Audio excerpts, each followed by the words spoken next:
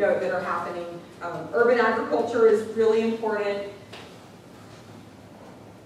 And even at the government level, we see some important things happening. So the USDA launched this Know Your Farmer, Know Your Food initiative in 2009 because it recognized there was a growing demand. People were starting to have more value for local and regional foods.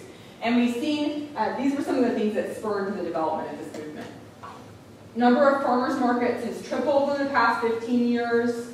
Are you guys familiar with community-supported agriculture? It's where you buy a share in a farm, and then you get a farm box every week or 2 weeks or whatever you sign up for. But basically, you're buying a share in the farm and you're reaping the produce, whatever they make. You get a box and you pick it up every week. So we've seen an increase in CSA operations. 2 of them were in 1986, 4,000 today. Farm-to-school programs exist in 48 states. And I'm going to talk a little bit about that because that's one of the areas that I've worked in. And we also see food policy councils on the rise, so an increase in people within communities who are coming up with councils to address food policy in those communities. We also see local food as being a trend. I'm going to skip that one. I provided you guys this website because you can go to it and search for farmers markets. You can look by location of the market, so something that's close to you. You can also look at payments accepted. Do they accept WIC money or SNAP money? And also you can look at the products that are available. So I think this is a great resource if you're looking for farmers markets.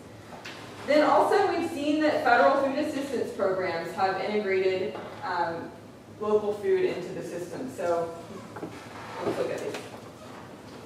The WIC started its farmers market program in 1992.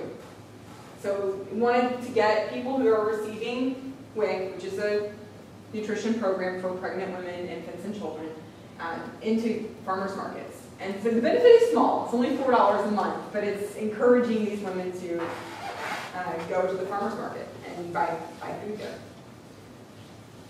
We've also seen a restructuring in the WIC food package to allow for foods to be purchased in the grocery store, fresh foods. So WIC foods used to be things like eggs and beans, peanut butter, cereal, juice, etc. Now you're allowing fresh foods as well. In terms of SNAP, or food stamps, we see that people who receive SNAP can actually participate in community-supported agriculture with their SNAP funds among the CSAs that take that payment method. We've seen an increased number of farmers markets that are allowing SNAP benefits to be used at the farmers market, and then we recently had a pilot project to look and see how effective this is. We're expecting a report to come out on that. And last, in terms of federal programming, we have the Senior Farmers Market Program, which provides even a smaller benefit. There's $2 checks, 10 of them that are issued throughout the year, but it's encouraging this population group also to purchase food at the farmers market. Okay, I mentioned community-supported agriculture. Again, this is allowing people to participate in buying a share in a regional farm. This is supporting the small economy. It's also allowing you to feel connected with the source of your food. Many CSAs are trying to come up with efforts to get this local, sustainably produced food into low-income communities. Your last speaker talked about urban agriculture, so I'm not going to go into detail about this. Did she mention anything about development rights, purchasing of development rights?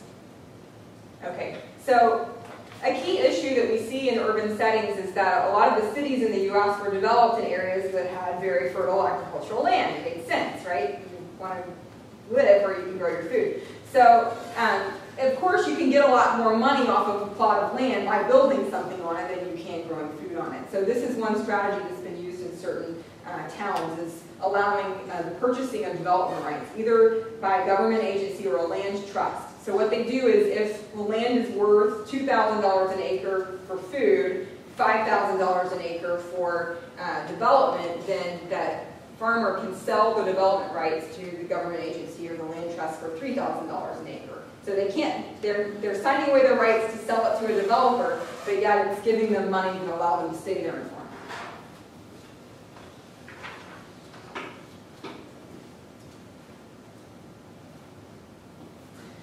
city policies also can help promote sustainable agriculture. Are you guys aware that San Francisco has required separation of food waste, compostable material from other waste as of 2009? And there's a video you guys can watch if you are. We're short on time, so I'm not going to show it today, but it's illustrating how a city policy can impact what people do.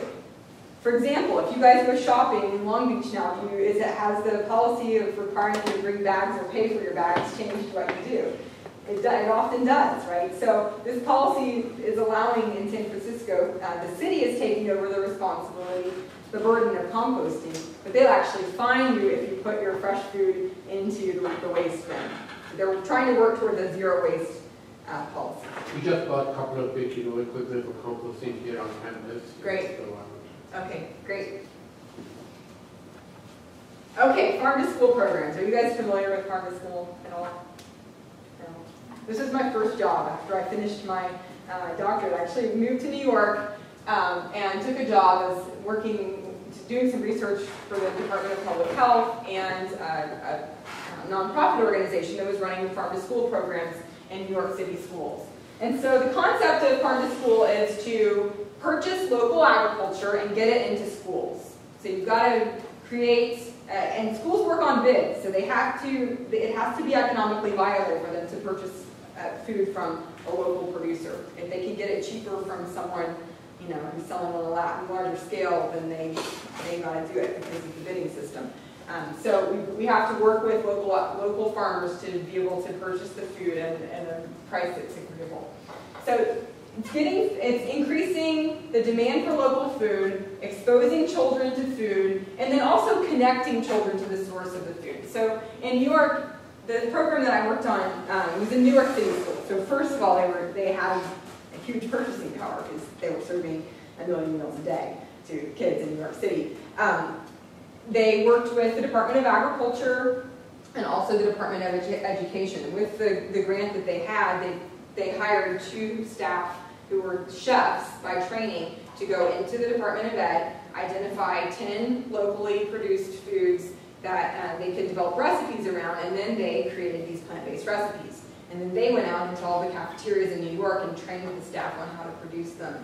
And then on the children's side, they had activities in the classroom, having the kids explore the food and cook in the classroom, and then they also took the kids on farm tours, and they invited the farmers to the school, and in some cases the schools would even create their own gardens.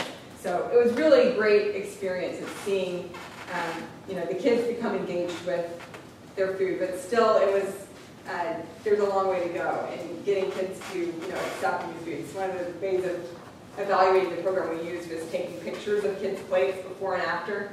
And some of those plant-based recipes you would see eaten, and some you'd see the piece of pizza eaten and the poor zucchini salad just left sitting there. So we've got room to grow. Do you have anything like that here? Farm to school going on. I'm not currently working on, but I actually have a grad student who's wanting to do a project with the farm to preschool movement in San Diego, so she asked me to work with her on that. Yeah, there's work going on.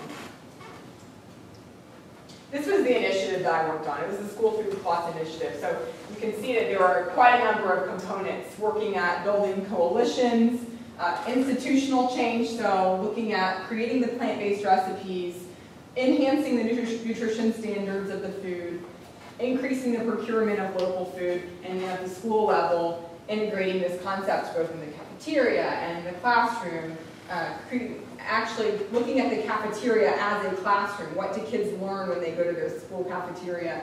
And Vegetable of the Month was a program that brought parents in and helped teach them how to use these same 10 foods, etc.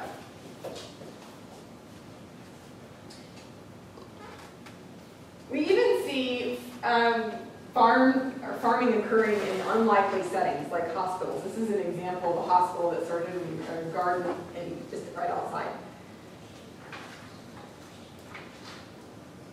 Urban gardens are really important in a lot of communities, but I really feel like they're especially important in communities where there are a lot of underprivileged people. It helps people to connect